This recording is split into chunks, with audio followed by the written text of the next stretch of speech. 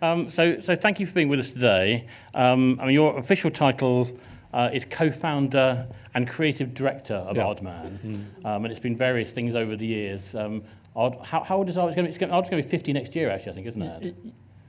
Is that right? In 26, it'll be 50. It'll be 50. Officially. But actually, we're way past that, because we registered the name, I believe, in 1972 or something, so more than 50. But really. 26 is when it's going to be officially snagged as being the big. So we can expect lots of things happening then, I imagine. Yes, surely. So years. I know, who knew? Man and boy. Incredible.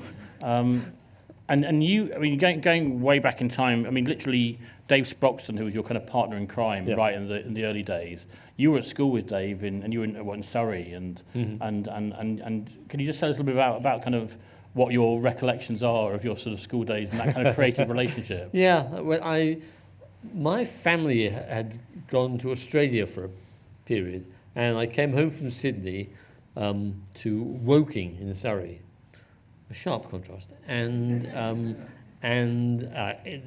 went to a new school, new class, new world, and there was one spare seat, and that was next to Dave Sproxton, as it turned out. And we lived close together, and we became mates. And my family were artistic, and his were very practical, so it was quite a good combination. And his dad had a 16mm camera, a Bolex camera, which is sort of almost semi-professional tool, really. And because he had the camera, we experimented with animation. I put it that way around because I don't ever remember desperately wanting to do animation. I mean, like all red-blooded kids, I enjoyed animation very much, and I have an annoying number of the theme tunes stuck in my head for various animated shows. But I don't remember that was a big ambition to make animated films. But were you drawing and stuff? I mean, were you a drawer? Yeah, I was a drawer mostly. Right. Yeah. And I had a book of funny drawings and funny sketches and stuff called By Popular Demand, which still exists somewhere. So, and I used that.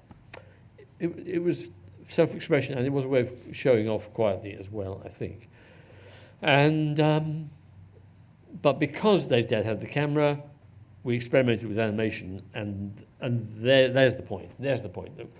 If you're just thinking about it, it's fairly interesting. But when you do it, the fact that you bring something to life, that's such an extraordinary thing. It's such a powerful thing to do. And can you remember what you were using the camera for at that time? What kind of things you were animating? Absolute rubbish. I mean, really, it was just making things move is all it was, really. But influences, the only clear one is Terry Gilliam from the Monty Python.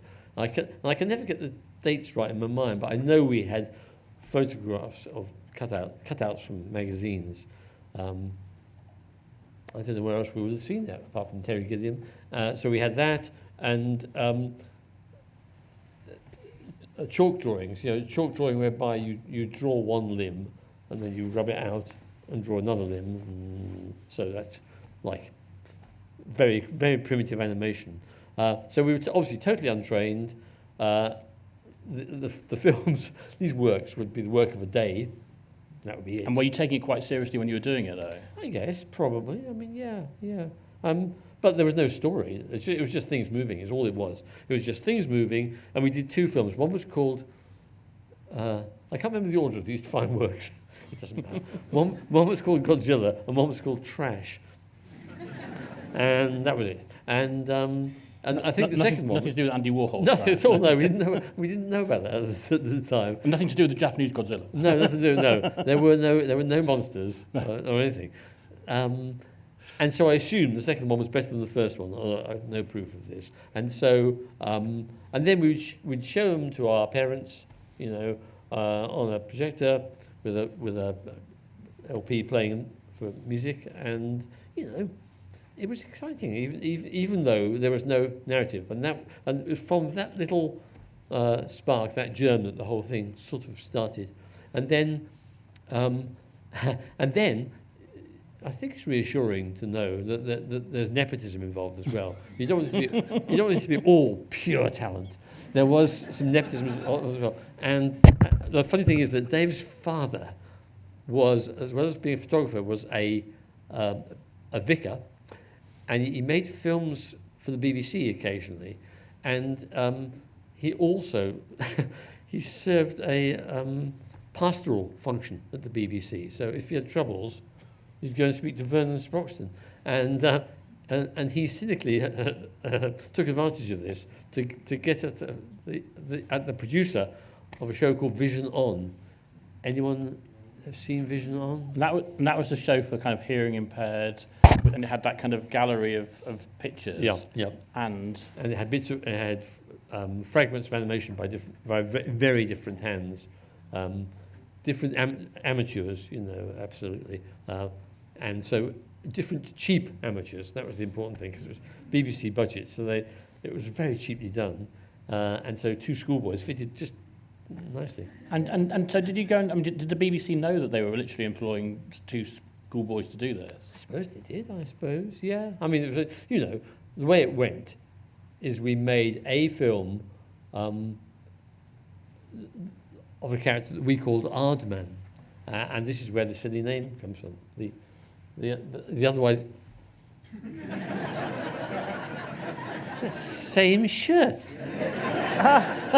Presumably, it's one of 30 you might have. Oh God! I've got so many. Yeah. I have a lot of black shirts.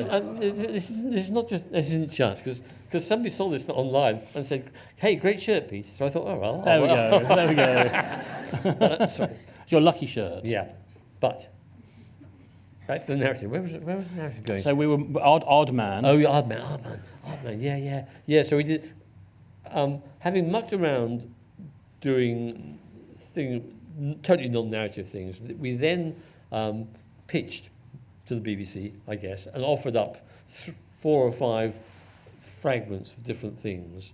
And one of those fragments was a story, a mini story about the character Aardman, that we called Aardman. Looked a bit like a superhero. He had a cloak and his pants outside his tights.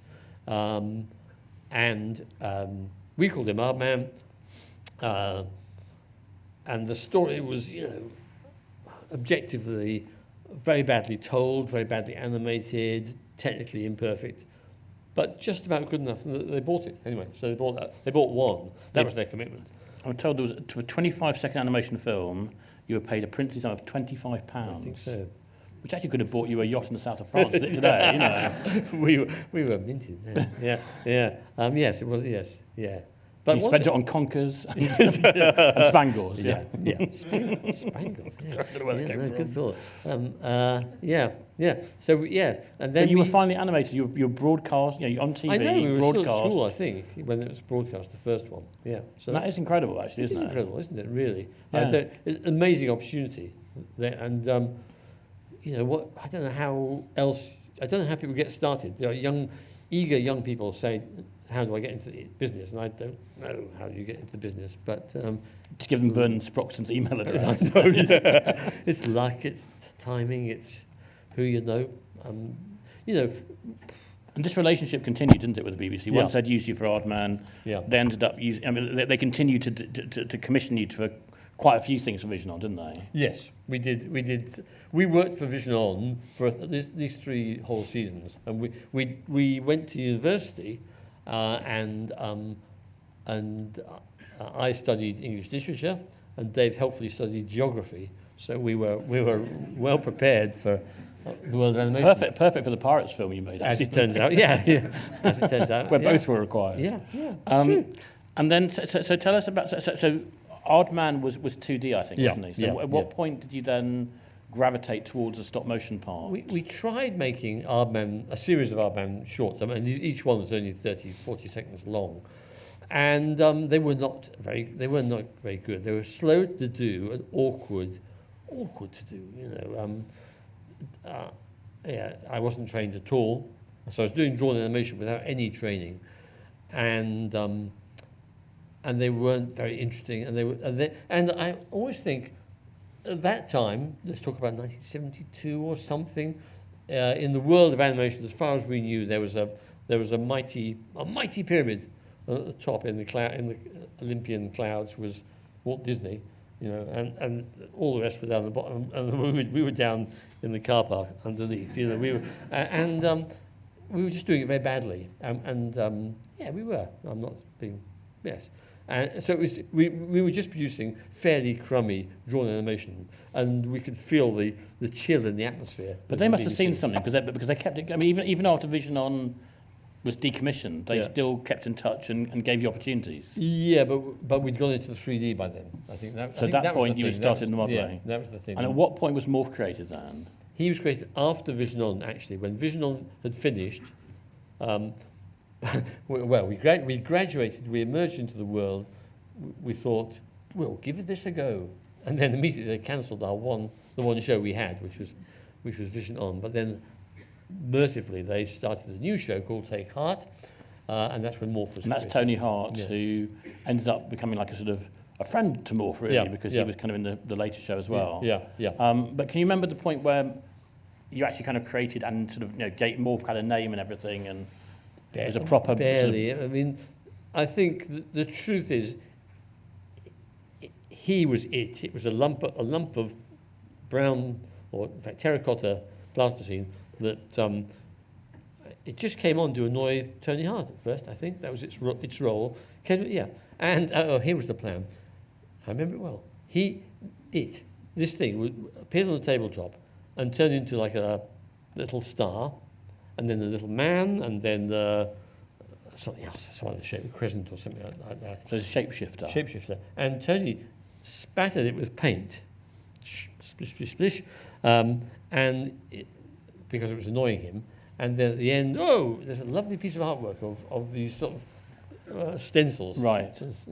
But of course, it was a horrible piece of artwork because we weren't very good artists. And were you in Bristol by then? Yeah. And what was the move to Bristol? A particular reason for that? Was it the company or? It was very unscientific. Very unscientific. It was because I was born in Bristol and had fondness for it.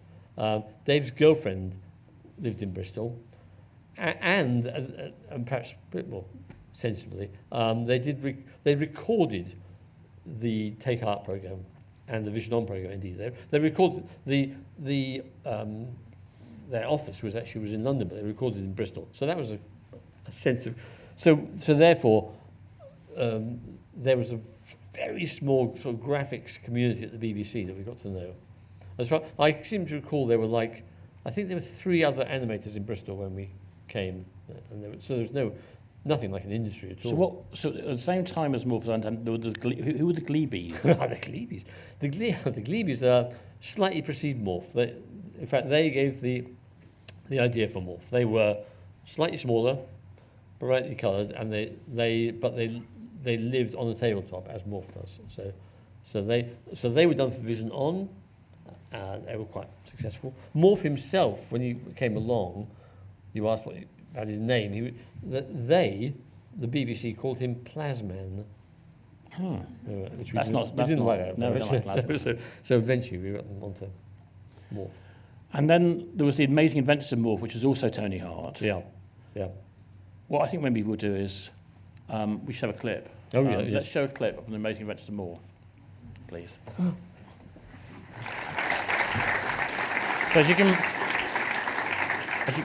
can probably tell from that, obviously that wasn't the Tony Hart era. They definitely didn't have mobile phones in those days. That was when Morph came back much later. Yeah. But the most exciting for us, as we're talking about Morph, is that we have got a very special guest who I think we're going to bring on. Shall we invite our special guest to appear? So join us on the stage. Are you ready? Ladies and gentlemen, we present Morph.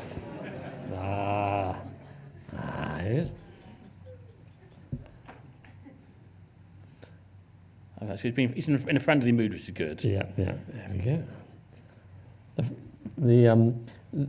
By the way, that thing we just played, that story. So there's Morph and his pal Chaz, and sitting where I am, i.e., horrifyingly close. You can see why the animators hate Chaz because he picks up the dust horrifyingly. Because on his pale colouring, it shows every crumb of dust he gets. He gets filthy. Is it right that Nick Park says that you and Dave Sproxton are like Chaz? Your mannerisms are like Morph and Chaz as far as he's concerned. Yeah, that must be. Yeah, gee. Yeah. We are like Morph and Chaz. It's true. Yeah. There was a little gasp when you brought Morph out then. Yeah. Because it's funny. It's so simple but so kind of iconic and special. Yeah.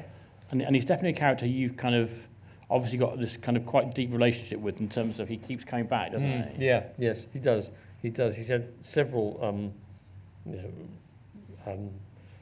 restarts, I suppose, and after Tony Hart, he was on a program called Smart, I think, and he's been on a series of programs, and then we recycled old ones, and then we made like that one all new ones, and I don't know, he's charming. He just works. I think it's.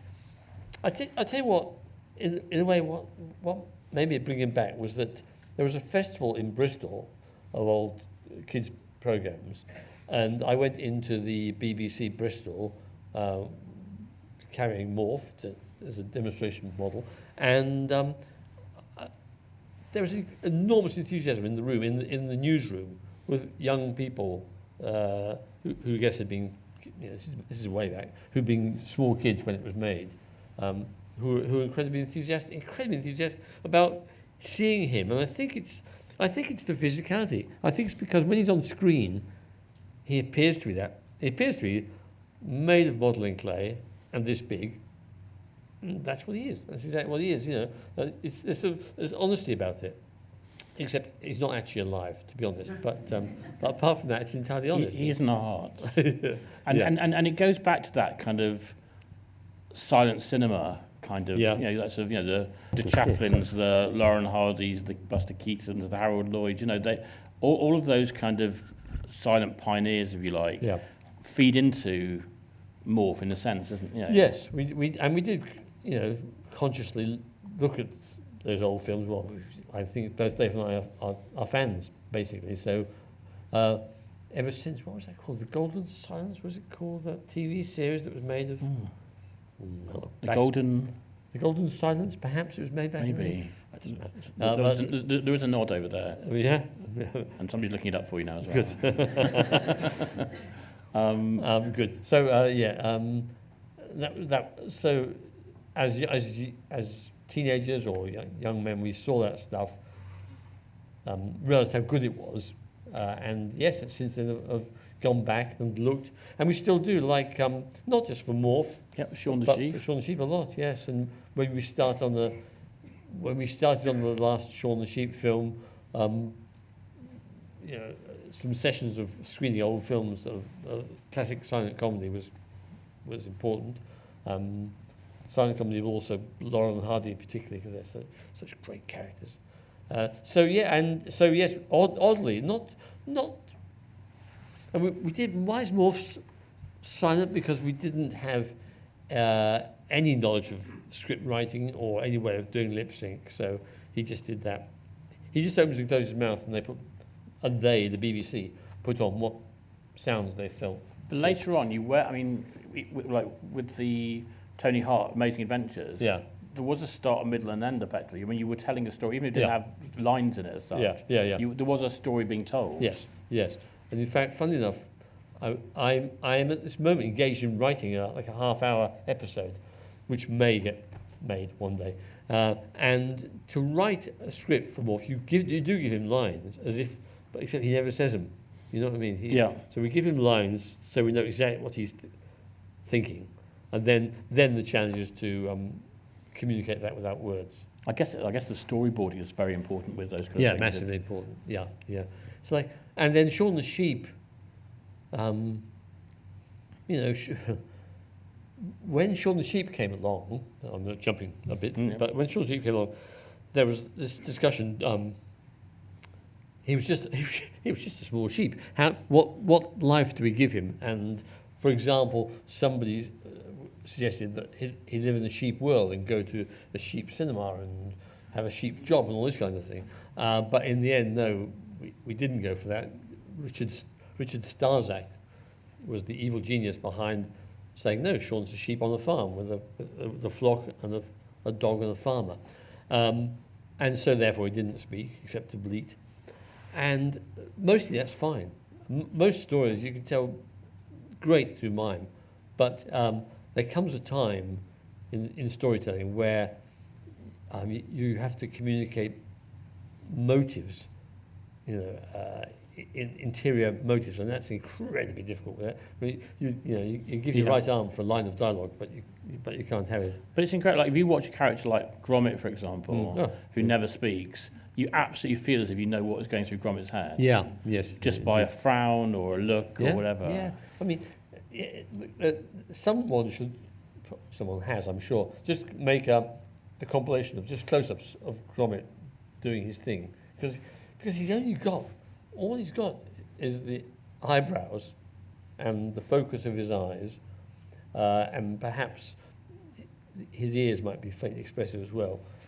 So, but a whole world of thought, mostly degrees of exasperation and indignation, indignation, disbelief, But it does it brilliantly well. And then back in the sort of the years where you were sort of setting yourself up, and obviously this has continued to be a constant, is obviously you can't just live off, if you like, sort of short films on TV and other stuff. And so you made a lot of very memorable ads. Yeah. And even, worked on like the Sledgehammer music video memorably, along with all sorts of other people, like the Quays and, and other people. But I'm really interested to know at what point Nick Park kind of, sort of joined the family, because he became a really important part of the story, and he was doing his NFTS graduation film, I think, wasn't he? Yes, he was doing A Grand Day Out. Which is the first Wallace and Gromit film. Yeah.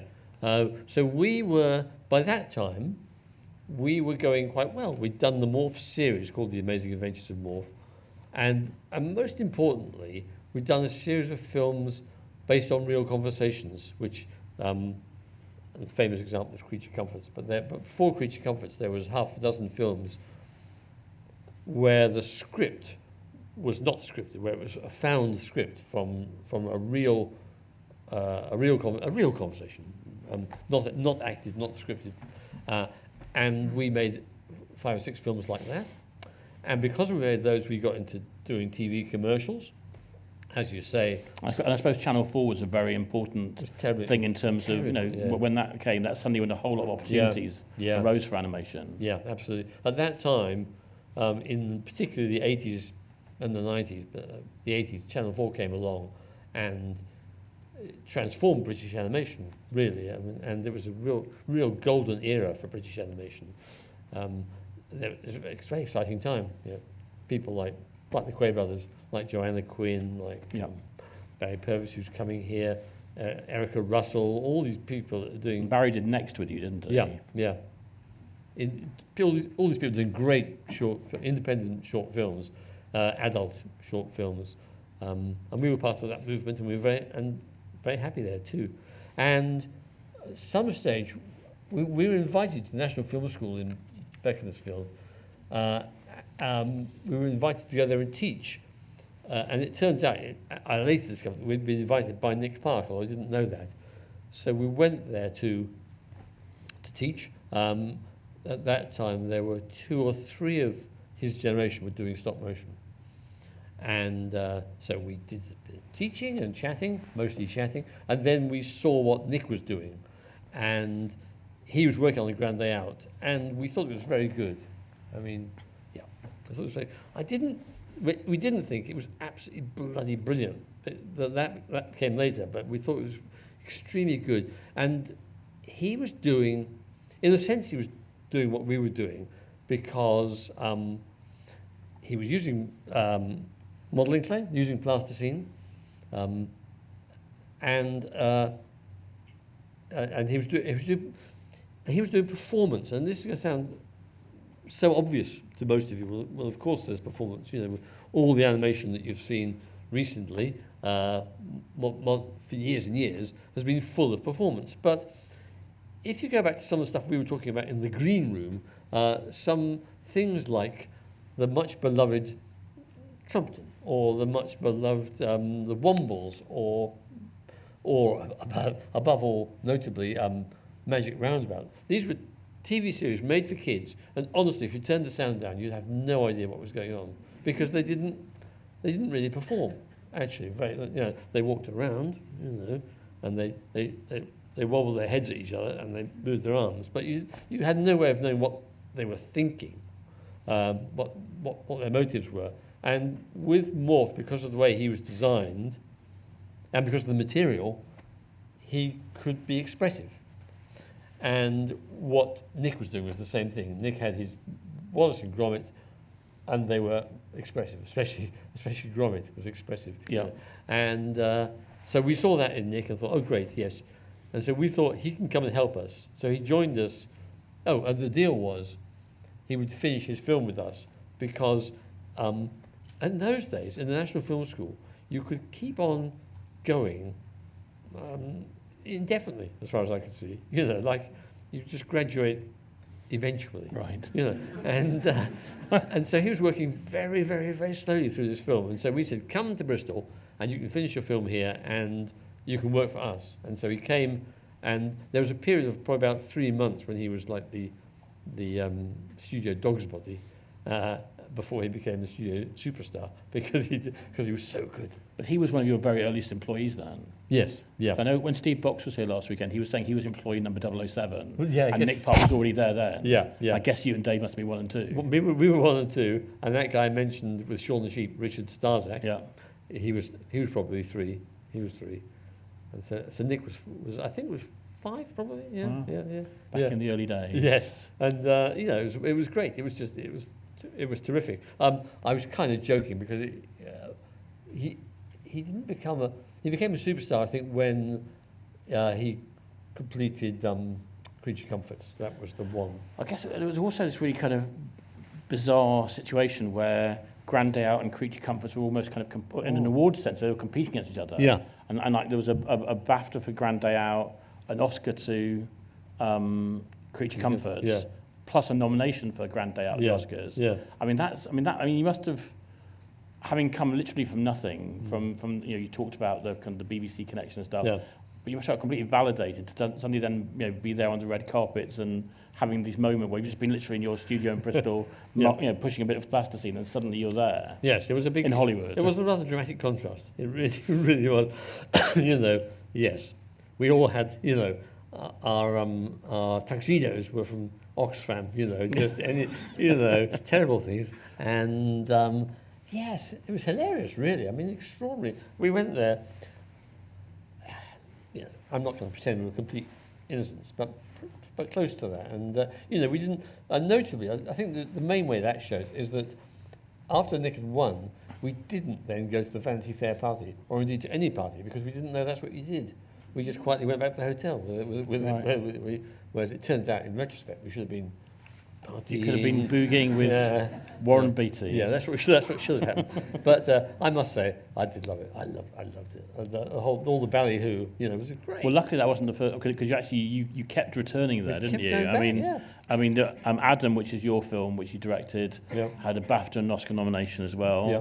The Wrong Trousers, one. similar position, and then won an Oscar as well. Yeah. So, I wonder whether, because in a very kind of Hollywood way, were you getting kind of people saying, "Oh, we want to work on your next film," we want to, or was it kind of quite muted in that sense? I don't remember any of that. I That came later, maybe. Yeah, I think Nick was possibly taken to visit Disney. I think that's what they did back in the day. That was your prize. Visit Disney, yeah. Because, I mean, then as now, the short animation is a much beloved thing, but it's not much to do with the Oscars, honestly. Really.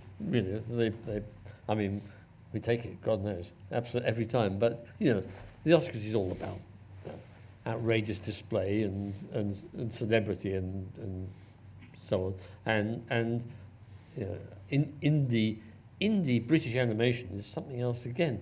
But having said that, Creature Comforts in particular communicates so well with just about any audience, actually, because it's so. And obviously you had that ad campaign as well. There was that, Which yeah, obviously helped. became huge. Yeah, as well. yeah. Yes, gosh, yes. Yeah. So, yeah. And in terms of getting the short films made and funded and so forth, was the studio able to do that? Or were you still having to bring in money to fund them? No, I mean, it was for the first. You know, we started out and we were broke, absolutely. We were signing on for the first 6 months, I think, and then signing on. Those are the days. You used to sign on when you were a student. I remember it fondly. Signing on, yeah, and dutifully joining the union because that was you couldn't work otherwise, so it started with nothing, and then we did the Morph series, and that was great, but it didn't make much money, but it covered itself, and then these the Channel 4 things I do remember, like based on conversations. I always remember somebody from the commissioning editor said, and of course, where's your profit margin? And that was, we hadn't thought about that, you know. So that was employee 010, wasn't it? Yes. Profit? Oh, okay, we'll put that on. Yeah.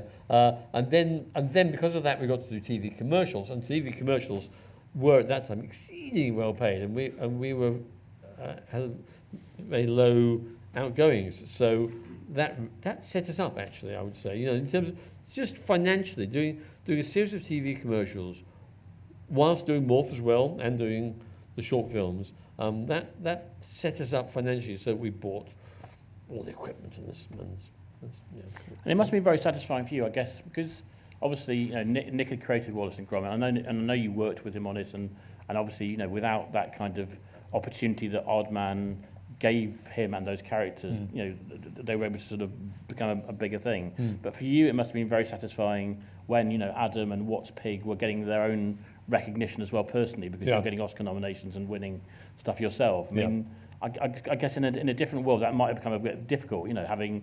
I don't know. I mean, I know not suggesting it was, but you know, but it could have been uncomfortable when one person's got all this success. And yes, it's a perfectly fair point. I mean, Nick is such a nice guy. You know, he's such a lovely bloke, and we've just got on terribly well. I mean, that's not a very exciting story. You want the to tell. punch-ups? I'm really sorry. I'm really sorry. You know, it's true though. I mean, we're a very nice bunch. I mean, that is the thing. I have to say that, you know, the Aardman crowd do come across as a very nice bunch. We really are. Compared with, you know, I don't want to sort of, you know, besmirch sort of, you know, DreamWorks under Katzenberg or whatever it might be, but you know, but it's a very different dynamic. Yeah, very, very. Yeah, I mean, later we worked very closely with DreamWorks, and I went there a lot to California, and you know, brilliant artists abounding, lovely people, but there was also in there a strand of extreme ambition, extreme competition, and paranoia, and straightforward fear. And that was it. That was built in, you know. That was, and we just don't do those things. I don't. It's not part of our culture at all. Shall we watch a clip from your Oscar-nominated film What's Pig? Oh yeah, that's good. That's Shall we watch a bit of What's Pig? Yes, this would mean nothing out of context. But when I see that now, the main thing that strikes me is actually irrelevant to the audience, I think. But it was made in the pre-digital times, and so the putting of the two halves together was done optically on the film. Quaint old industries that don't exist anymore. As difficult, wasn't it? Sorry? Was that a difficult thing to achieve? Extremely difficult, and as a result, it was very hard to shift it. Like you kind of, I'm not saying you had one go at it, but it was like you had one go at it. You got this piece of film, this piece of film, and you guessed and you stuck them together optically. Whereas digitally, you could refine it. You know, you could move it and you get the timing better than it is now. And at that stage, how many people would roughly work in a project like that, and how long would you have for a short? I think that was that done for the BBC? Or was it Channel 4? Do you know that? I don't. Oh, Anybody? one of those guys. I think it might have been Channel 4, but Okay. There's a I team got a 50-50 chance of being right, haven't I? There's a team of about a dozen, I should think, probably. Sam Fell, who was here, he animated on that. You flushed away. You did Chicken Run, Dawn of the Nugget with you, and of course Paranorman. So, yeah. I mean that's definitely true of Aardman, isn't it? Is that you have had an incredible run of supporting emerging talents and watching them kind of go on, sometimes with you, sometimes without you. Yeah. And also not just emerging talent generally, but also really within Bristol as well. I mean, you've really done your bit about making sure that local people in Bristol have had that opportunity to work with you and come through the studio. Yes, I mean you mentioned Steve Box. You know, he was who was a brilliant animator who worked on the Were-Rabbit, but probably most famously sort of created Feathers McGraw in the Wrong Trousers. And so Steve was just a local boy, you know, and there's another guy who's working with us now called Ian Whitlock, who I expect Steve mentioned, same sort of vintage, absolutely just local schoolboys who I think they both worked on Trapdoor, both those guys, and just have evolved into huge substantial figures. Ian's worked with Henry Selick in the past, and so anyway, so yes, and now there's a huge, well, not huge, but there's a thriving animation scene in Bristol of independent companies, small indie companies scattered around the place, and then fat old Aardman sitting there trying to keep everyone employed. It's a tricky game. And at that point, there was more. There was like Robbie the Reindeer. There was Rex the Runt. Mm-hmm. You had Angry Kid. So there's loads of sort of stuff coming through, and the other, obviously, the big film that came up is Chicken Run, of course. And that was originally you were talking with Disney, weren't you? Was it that Disney have a thing where they want to own the IP of stuff, and you really want to have your own? Yeah. You know, you want to own your characters. We talked to everybody, really. It was a very interesting time. It was kind of a rare burst of showbiz in our not particularly showbizy lives. When we had the idea for Chicken Run, and I think that was largely inspired, funny enough, by Wallace and Gromit, by showing Wallace and Gromit at the Venice Film Festival, and it was screening of it on a big screen, and realizing that the plasticine really holds up, because we made these things for TV, and so to see it on a big screen, Wallace's head, this big, blown up, filling the screen, it's okay. So that was encouraging. Then Nick and I came up with this idea for Chicken Run, and we worked with a guy called Jake Eberts, the producer, who worked with Robert Redford a lot. Jake Eberts did, and Jake took us, squired us around Hollywood, taking us to Disney and to Warner's and Turner and Fox and just everyone that was around, really, offering our idea, which I must say was well received on all sides, except Disney, who were a bit arrogant, I would say. I would say, cautiously, a bit. They just, because they were, they totally ruled the roost in those days, particularly, and they kind of said, well, it's us or no one, mate. We own animation in this town. They said so we didn't like them very much. No. Yeah. And what was it about DreamWorks that kind of led you down that path? Yeah, well, they were absolutely new. It's perfectly simple. And they were Katzenberg, Spielberg, and Geffen, Geffen, the music guy, yeah. It's perfectly simple. They rolled out Steven Spielberg, and we went, ooh. We'll work with you, Stephen. Yeah, I mean, honestly, yeah. We had a fairly famous, to us, dinner where Nick and me, and I think our producer Michael Rose was there, I think, and we were, we'd been at Sundance Festival in Utah, and we were flown down on a private jet, thinking this is the life, this is cool. And then we went to have dinner with those guys, and we did the pitch. And the pitch for Chicken Run is, the Hollywood pitch is, we're going to do the Great Escape with chickens. And that is a very, very good pitch. I mean, it's still, I maintain that's as, we've never done a better pitch than that, honestly,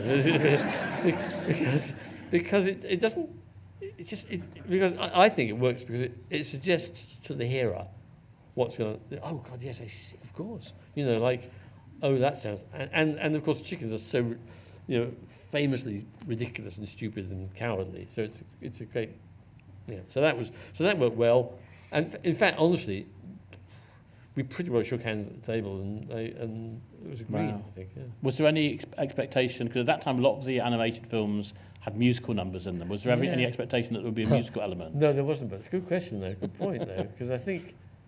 Did DreamWorks start out with musicals? I can't remember. Oh, actually, no, Prince of Egypt had some stuff. Well, yeah. I'm so now thinking about the musical in the West End. I can't remember whether it had. I mean, it had some songs in it, but I don't know whether it was. How about musical. The Road to El Dorado? Has that got songs? I don't think it got. No.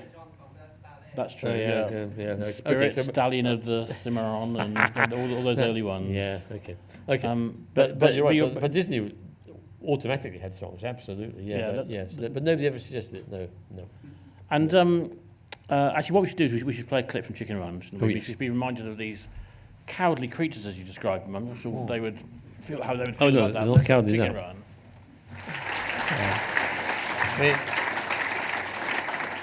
We got away with buggers because it didn't mean anything in America. That was all right. Lost in translation. Yeah.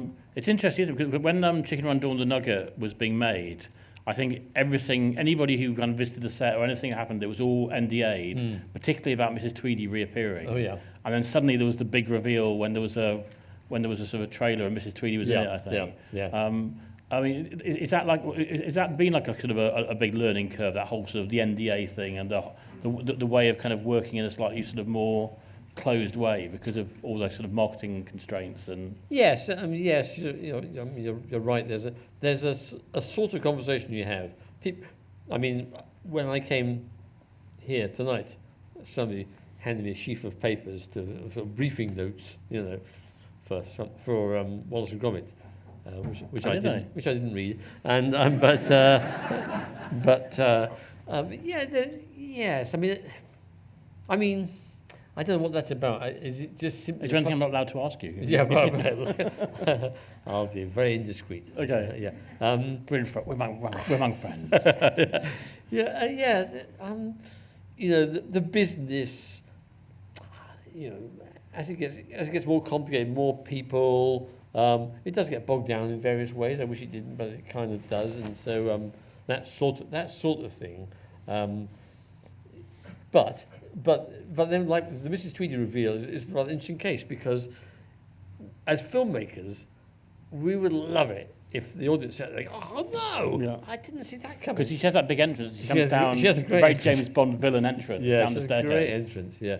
But how do you stop them knowing about it before they come? And I guess our assumption these days is people are always going to know those kind of things before they happen. I don't know if it's possible to really surprise. It's difficult, isn't it? Yeah. I mean, we obviously, for a start, you could leave it out of the trailers. Of course, is what you could do. And why not? And why we must have discussed it. We always discuss this kind of thing. Yeah. I guess social media being what it is, it becomes more difficult, doesn't it? Yeah, absolutely. Tortoise and the Hare, if you don't mind, talking a little bit about that. That's obviously a project that was anticipated. You started making. Yeah, we did. And obviously. That must be an incredibly difficult decision to pull the plug on a project when you've already spent about $5 million on it. You've got Michael Caine and Bob Hoskins and all sorts of other names sort of there, and then you realise at some point it just can't go ahead. I mean, that was very awkward and odd and painful, very painful. With a period of time now, when you reflect on it, what do you think was what was the essential problem there? Was it to do with the people you were working with? Was it the actual project itself? Was it the voices? What was it? I always felt that we'd missed with the stage you missed out was the most fundamental one, was at the heart of the thing. Like I always say of any feature project, you've got to love it. Not just like it, not just believe in it, love it, because you're gonna live with it for at least 5 years, and it's so important that you really, really care about it. And I think that was what was missing. That. In fact, it was kind of written by the guy that wrote Chicken Run, and he loved it for sure. But I didn't. He didn't really work with the director, with Richard. They just didn't quite gel, and I think that was the. And is it right that Richard and Jeffrey Katzenberg didn't kind of see eye to eye particularly? They didn't. No, that was a big problem. You're right. That was a practical problem, because Jeffrey Katzenberg did not respect him or like him. So that's a very so that was pressure the whole time. When you got your key funder not seeing eye to eye with your director, that presumably is a problem. Yeah. Because he was quite. I guess Katzenberg is very full on as well. He wants to be involved and. Yes, he can be very domineering if you give him half a chance. Yeah. So yeah. I mean, but had the story been that bit better, then you could have fought him off, as it were. Has there ever been a point where you thought you might end up revisiting that project, or was there a point where you just decided it's just dead now? Well, there was a time, but the "it's just dead now" was at least 3 years after we closed it down. I mean, I kept trying, all kinds of things. In fact, I've got sketchbooks that I've always just kept just instinctively, and I keep seeing bits of it in there. I think, oh, that wasn't bad. That was pretty good, And I will say that closing it down and stopping meant that we had to lay people off. It cost a lot of money. It was very, very a painful, awkward thing. And I did often think, maybe we should have just finished it. Because if we just finished it, and maybe it wouldn't be as good as it should be, but it might have worked fine, And then Where Rabbit was the next DreamWorks project, I think. Yes. And that must have. I mean, in terms of, that won. That did win the Oscar, didn't it? Yeah. That won the Oscar, and. That was fun. Where Rabbit was funny because Wallace and Gromit in Hollywood. It's a pretty weird thing anyway, They're so British, aren't they? They're so British, Nick's first choice for Lady Tottington was Frances de la Tour, who at that time I think was in her 80s. And Peter Sallis was probably about in his 80s too. And Jeffrey couldn't believe it. For him, in his world, Hollywood, you have a glamorous star. You have Jennifer Lopez and Ben Affleck, Exactly. It's what you did. Instead of which, Peter Sallis and Frances de la Tour. Yes. But bless him. Yes. So there's a bit of Barney along the way, but not much. We just kept going, and they had to have faith in what Nick does, because it's kind of, he's proved the case often enough, and the fact that won an Oscar was very helpful. Very helpful. But they didn't continue after that. They didn't continue the relationship. I think when we started out, it was said.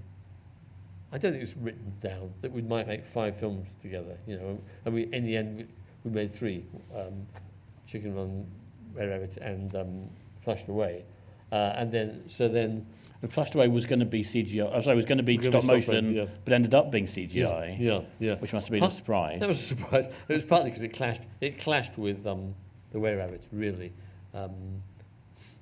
So, we did very well. We made loads of money, and we made 3 lovely films. But in the end, when they just look at the bottom line, and they say none of these films has made enough money. But you were working on The Croods at that point with them, weren't you? Oh yeah, God, I found that one. Because that was a sort of John Cleese project, wasn't it? It was going to be The Croods Awakening. Whose project was it? John wrote it. I can't think whose idea it was. I can't remember. Maybe But that, mine. Maybe mine. but that ended up going to DreamWorks as part of That's your part kind of of the deal. Yeah, the divorce The settlement. horse trading. Yeah. Yeah, I'd forgotten that. Wow, you're right. Yeah. And they made. I mean, I worked with Kirk D'Amico, who directed it in the end, and I think he did a really good job. And it did good business, and there was a sequel made. Yeah. Probably less successfully, maybe. Yeah. Yes. And at this point, the other thing that happened, I remember, you had a fire as well, didn't you? We had a fire in a storage facility, Yeah. which had a lot of your kind of precious things, if you like, Yes. from the past. Precious things. Yes, including that precious pie machine that went up. I mean, that must have been, because all your stuff, like the actual original Aardman sketches and all that kind of stuff, were there, weren't they? Yeah, all kinds of stuff. I feel like I'm Jeremy Kyle bringing up a painful moment for you. But, It was, do you know, honestly, I'm not pretending. It wasn't particularly painful. I'm not pretending. It was, like, if you went up to my attic and torched that, I'd be annoyed if it was in the house. If you took all the stuff out into the garden and torched it, I wouldn't notice it, because if you haven't seen it for a long time, you forget about it. So, however, I guess from an archivist point of view, maybe. the archivist was not at all happy, no. No. I mean, we lost some lovely things. The pie machine sticks in my mind, and the plane that the chickens fly away in at the end, that went, and then all the chickens went, which is partly why, honestly, why we delayed making Chicken Run 2, because you roasted your chicken. Roasted our chickens. We had vaporised their chickens.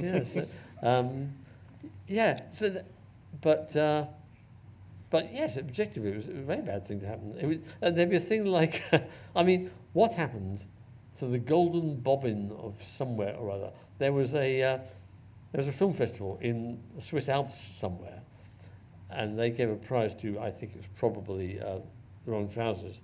And they said to Nick, "You've got to come and receive this prize." And he said, "Well, I can't." He didn't want to do it. He didn't want to go, so he didn't go. So in the end, the festival director came to us, and he had with him a piece of gold, a bobbin from the weaving world, but made of solid gold. Oh, well, thanks for that. That's great. And I assume that was vaporised as well. I don't know. There was of all the things you could have remembered that they've got vaporised. The chickens and the golden bobbin. And you're right, Aardman as well. And And probably some, because I'm not quite sure how we got the ordering of these clips. We're going to show some adverts. And adverts obviously have been the sort of bread and butter of Aardman in lots of respects. Yeah. I guess that some of the ad characters kind of went up in flames as well. So at least we have them in existence on the big screen. Shall we just watch the ads, please? That's what we've got.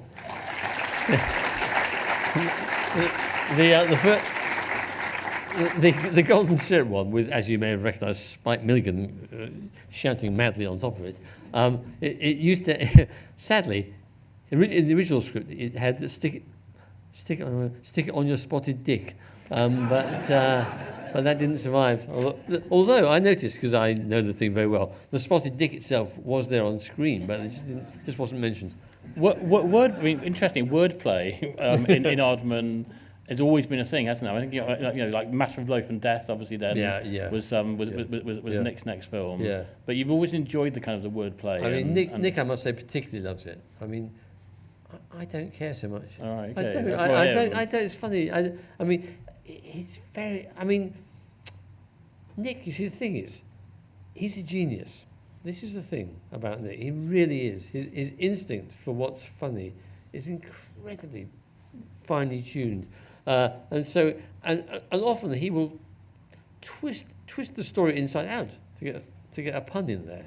And I'm thinking, oh, you've messed about with the story there. But then what happens is the audience are rolling the aisles. So who cares? But that's why I guess you all work so well together, doesn't it? Because I get the impression that sort of you have almost like kind of an ambassadorial role now in the company, and you kind of wander from set to set. Yes. You offer bits of advice and stuff, and I guess that's why you all work so well, because you've kind of got that really great relationship, and you all bring something different to the table, don't you? Yeah, and we do have built in absolute total respect for the director. That's the thing. So whatever I may say will be ignored. You know, well, no, that's not true. No, And obviously, some people here today watched Pirates this afternoon, yeah. which we were playing, and we talked obviously quite a lot about Pirates then, so I'm not going to dwell on it too much. But Pirates was a big production, wasn't it? By any I mean, yes, that massive pirate ship that you constructed at Aardman, and it was all on a big scale. Yeah, it was. It was our biggest ever, I think, probably. Sony, who funded it, you know, were very open-handed. In fact, crazily so. You know, I kind of wish it held us back a bit, but they encouraged us, and so we went with it. And so yes, big sets, big opulent, fun, interesting sets. It was great. Yeah. And something like it was, I can't remember, we talked about it earlier, it was 112 characters, which is a huge commitment. That's a big old cast. And Gideon Defoe, who wrote the book, wrote the screenplay as well. Yeah. And I think, is Gideon here today? There we are. There's Gideon here. A round of applause. Wow. I have never seen anybody so unwilling to take a round of applause. Literally shaking his head with kind of, dismay almost. And you can back me up. I was actually saying it was really quite a good script, wasn't it? You were being very, very complimentary about this afternoon, I'm happy to say. The strengths were, I think, in terms of in the dialogue, and then what you were able to add was a lot of the visual gags. Yeah, absolutely. I mean, I was watching it this afternoon, and there's an awful lot of very good one-liners in there that got a lot of laughs, which is always a very, very good thing. So it's always a hope, isn't it? Yeah, it really does help. There's a great live show. You had Hugh Grant playing the pirate captain. Yes. He said, "I went to Bristol to meet the animators. They're mad. I wish I could find another word for them, but I can't. 6 months to make 10 seconds of film. It was like having a nightmare about being made to play with your action man forever and ever. And you're not even allowed to set him on fire at the end of it." That's such a good quote, isn't it? When I mean, do you presumably do like a scratch recording of voices before you get the main voices in? I mean, do you record some voices yourself? And sometimes, yes. Have any of them ever survived to the actual final film? Well, yeah, in the Pirates, I do say, "Mind how you go, miss," or something like that. Quite rather brilliantly, actually. Yeah. But yeah, that Hugh Grant. I mean, I always think, I normally quietly, but now in a large room, I normally think that turned his career around because. It's pre-Paddington. Yeah, and he said what he said. He was very nice. He was in his rude way, and he said, I think he said to the crew. He said, I want to thank you all for helping me do things I'd never done before, like acting. He said, because I mean, like there's one scene in the Pirates where he goes really mad. He throws his cutlass down in an absolute paroxysm of fury. He hated doing it. He just did it once and he hated it because he doesn't do that. But it stayed in the film. Yeah. Should we watch a clip from Pirates? Oh yes. Oh, let's do it.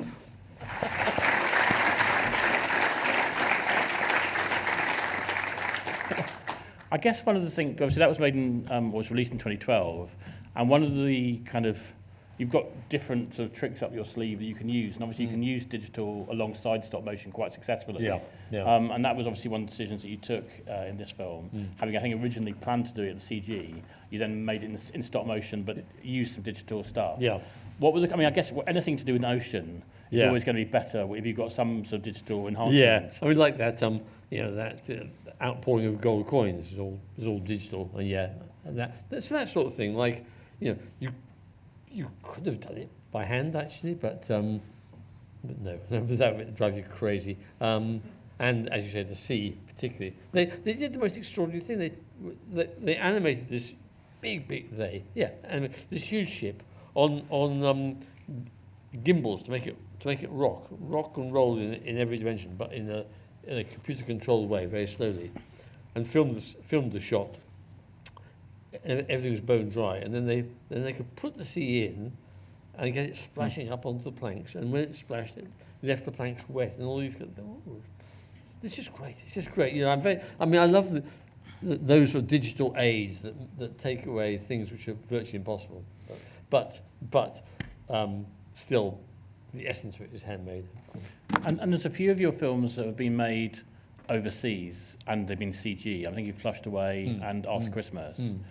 Yeah. When they're not in Bristol, where you can kind of keep an eye on them and sort of, like the head chef wander around and check everything's going, and does that kind of have an effect on the sort of the quality and your kind of buy into them? It does. You're right. I mean, it's interesting actually, because Flushed Away was done at the DreamWorks studio in California, but I went out there quite a lot. I was a regular visitor, and I do feel very warmly about it. But I will say that the Aardman studio as a whole probably doesn't. Like they don't.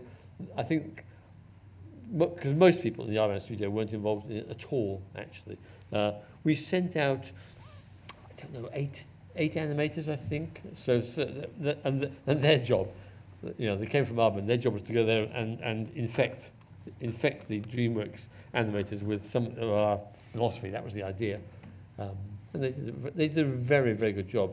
The directors were both Aardman people. But I guess when you're in Bristol and you've got your kind of little war room, if you like, in Bristol, and everybody's kind of contributing and stuff, when you've got other people, and I guess the studio management are all out there, and the people who run the studio are all out there, they're definitely going to be able to input and, I don't know, perhaps sort of shape things perhaps in a way that you would have been able to do more if you're in Bristol. Yeah. And that's not. I'm not saying that I think there is a quality difference, particularly, but just in terms of it's inevitable that there's going to be a different sort of balance. No, you're quite right. It is different. It is different as a result, surely. And heaven knows what if we'd made it in Britain. If we could have done. If you'd made it in stop motion in Bristol, it would have been a very different film. It would be a very, very different film. Yeah. Interesting. It would. Yeah. The thing that annoyed me most was how the American design department could not get a London apartment to look like a London apartment. It didn't. It just looked like some strange, weird, I don't know, mid-Atlantic apartment. It just did not look English.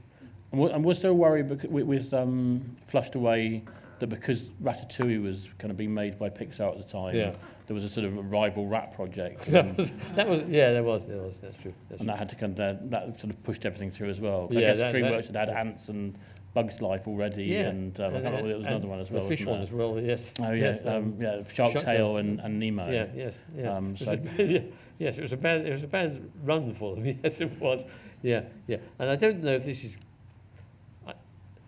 Anyway, is this connected? Anyway, the fact is that that with Flushed Away, in America, as they got close to release, they started to say, well, instead of a posh London rat gets washed down in the sewers, and they started to say a posh London mouse gets washed down the sewers. And what? Right, so they changed species. They were slightly reinventing the species.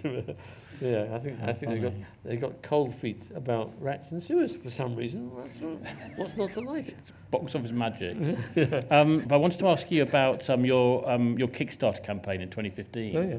Because that's quite an unusual thing to do, isn't it? Yeah. For an established studio to start a Kickstarter campaign, but it worked. And just tell us a little about that. Yeah, it was interesting because Kickstarter was then a relatively new technology, as it were, and we discussed it.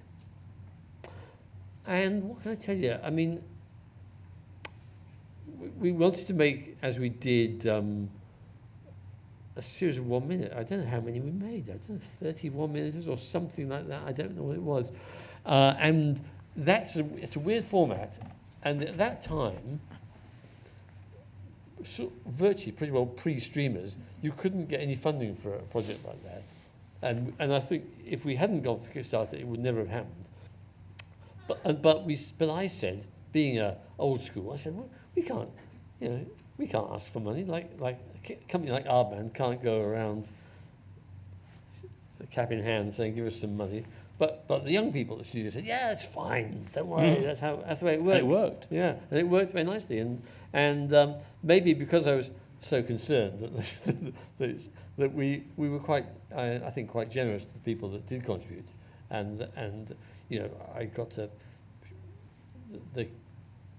above a certain level, they got to come and visit the studio and get a grand tour and this kind of thing. So, and actually, I really liked it. I mean, it was nice. It was great to have that close association with the people. You know, and an incredible don't thing always is the company now. It's like an employee ownership, isn't it? Yeah. And Dave, I think, has now retired. He's retired, yeah. You're gonna keep on going forever. Forever. And so what kind of is your role on a sort of week by week basis? Yeah, it's fun. It is a strange one. I'm no longer on the board, which suits me fine. I was absolutely rubbish on the board. I was. I mean, I can probably reveal that I never understood the finance report for 40 years. I never understood it, and I just don't. Did you have a good nod? Oh God, yeah. And just the very occasional question suggest I was keeping up, but I never got that. And board meetings, I didn't know what to do. I didn't know what to say. I didn't, and I was so glad to drop that. So after a long time. But on the studio floor, that's where you really come alive, I think, isn't it? Yeah. Yes, but but these days it's more with it's developing is the word, I guess. You know, you take a project and trying to get it green lit. And so you know, that was that way on Wallace and Gromit. It's that way on Shaun the Sheep now. I wrote an episode for the new Shaun the Sheep series. I've written this Morph half-hour thing that may get made. And I've got Wallace and Gromit Vengeance Most Foul at Christmas. Yep, got that. And I've got a couple of... and then we're doing the Very Small Creatures, which have you ever seen the Very Small Creatures? I have, yeah. They're very good. They're very good for very small children. Says they love it. Yeah, really love it. And so I oversee. I don't oversee. I give advice, notes on that. And then we've got a project which is so secret I can't mention it at all, and I give notes on that. And I've got a feature project which is so secret I can't mention it, but which I'm sort of trying to move it along to get that magical green light. So although I'm not on the studio floor enough, it's almost all my attention is on the creative side now. Exciting.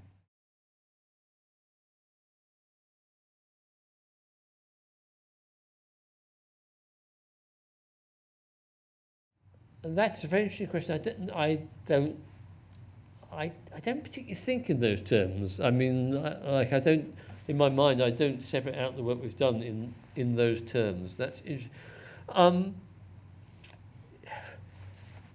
No, I don't know quite how to respond. The only thing I can think of is that the best things come from people who really love them, you know, really care about them, really get them. And so I think Pirates is in that category for me, that I really loved it and really got it.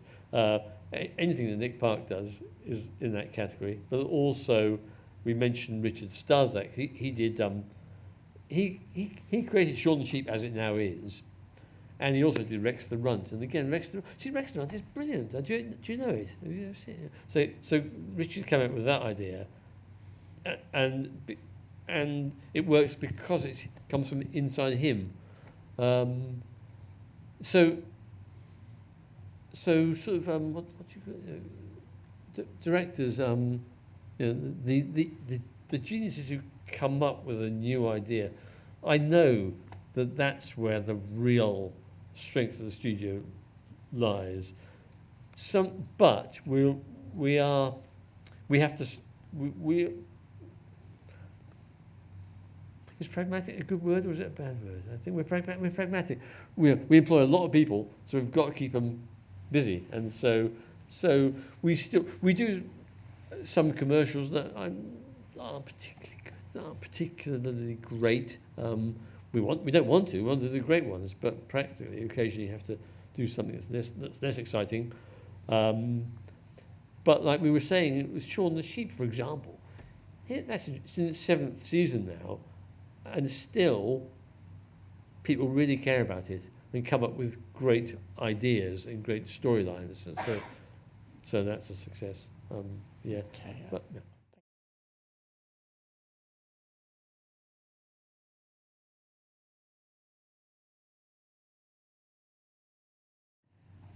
well, there's a question. Crikey. Well, how about riggers? How about riggers? They're overlooked. You know, they don't think about them very much. Tell us about riggers, Peter. Yeah, riggers. The people. So, especially in a, I mean, Morph is seldom rigged, but you know, but so you know, when the character leaves the ground, you have to put a metal rod in his back, and then it's supported somewhat off stage, and you must make sure that the shadow of this doesn't fall in the wrong place. But it's not just that also, but the camera's moving at the same time, or the camera's doing something extremely complicated at the same time. And so the riggers work with metal, with moving parts, and make the camera move. The most important job in animation, I think, is story artists. I think that's such a massively important job, and I always rely on them very much. And when you've got a good one, it's so exciting. It's such a great thing, you know. And if you've not got a good one, it's maddening. And it's such a difficult job, because if you're a story artist, you have to be able to draw.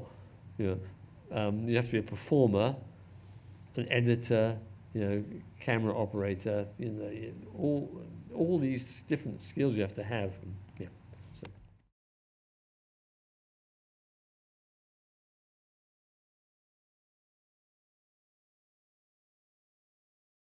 I mean, you're right. In the 80s and the 90s, Britain absolutely ruled the world for a period in the animated films, adult films, and that was very exciting. I mean, frankly, the funding was systematically withdrawn by Channel 4 and the BBC. Withdrawn because I guess, if you're really honest, it didn't make very good economic sense. Don't tell anyone, but I don't think it did. Like these things are quite expensive to make, and they can't sell them for very much. So how far are they prepared to just back it for the prestige and so on? And for a while, I think it was prestige for which they backed it, and the Quaid brothers and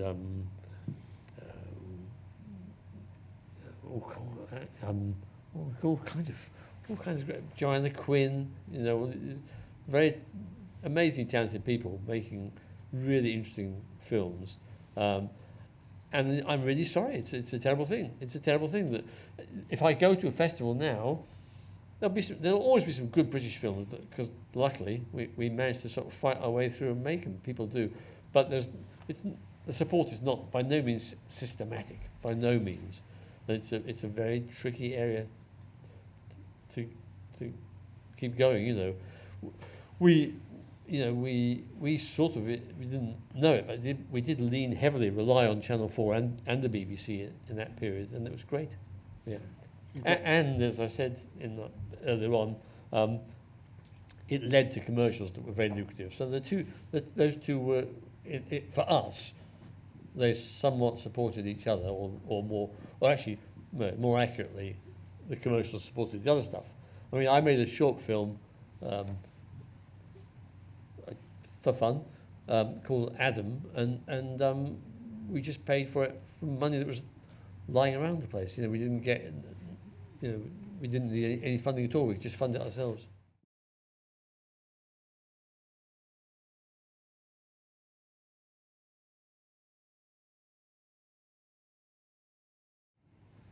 What up against? No, blimey. Well, I don't know. I mean, I was saying what the work I've done on developing ideas, and some of there've been quite a number of films that have never got made. Things I really fancied. There was one. there was one about I won't say too much in case you steal it, but there was one about a court jester. I think we called it Village Idiot, although the Americans didn't like that very much. About a guy who's a professional idiot. That was his job, was being the village idiot and court jester. And that was a good character. You know, I think he was possibly called Ian for some reason. And anyway, that was good. That was good. Do you know?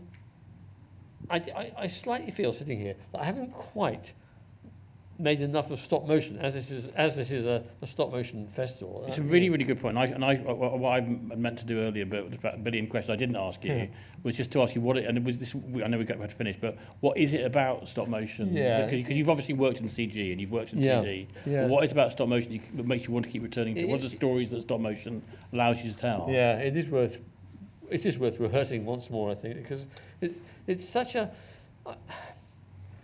There's a warmth and a humanity about it, about the fact that it's handmade, that still comes through. I just fundamentally believe that. Like I always say, the most important thing is the story that you're telling. That's the most important thing. And because it's going to be shown on some sort of screen, then filmmaking skills are also terribly important. But if it's stop motion, you know, it's a magical thing. I think it's magical. I think it's there's humanity, human touch, intimacy, inaccuracy.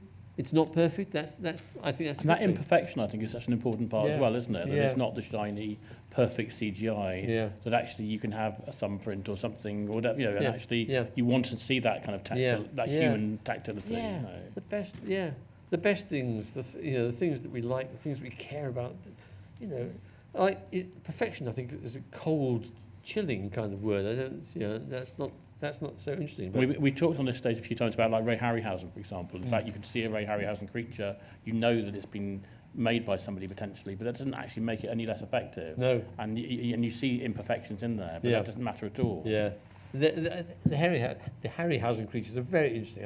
I do think, because, you know, I saw Jason and the Argonauts at a very impressionable age, loved it, you know, and I knew there was something bloody weird going on, but I didn't know what it was, you know.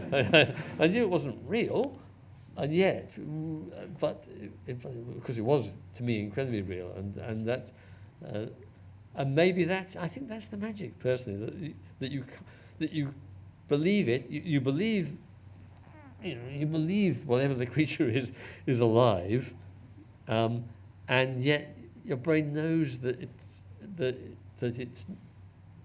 not alive, but you believe it is. Like puppetry, like the Muppets. You know, Kermit. You know, you know he's a green thing made of felt with sticks, but he's alive, and he's alive. You know, which you don't get in CG because I mean CG's, God knows, can be absolutely brilliant. And I'm not just saying, not just because it can have 100,000 orcs running across the screen, but because some of the facial stuff you see in modern CG films is absolutely brilliant. You know, the performance is great, but what else is it? It's not. That's where it's noughts and ones in the computer, and then it's this fabulous thing on the screen. And of course it's been designed, and of course it's been animated, but you can't see that. And everybody in this room had an emotional reaction when you brought Morph out of the box. Yeah. That's the thing, isn't it? Yes. And sort of maintaining that is important, I think. Important for the success of stop motion. Yes. Well, thank you so much for being with us today from Bristol. It's really, really appreciated. Thanks to Morph especially. Big thank you to Peter Lord. Thank you. Thank you.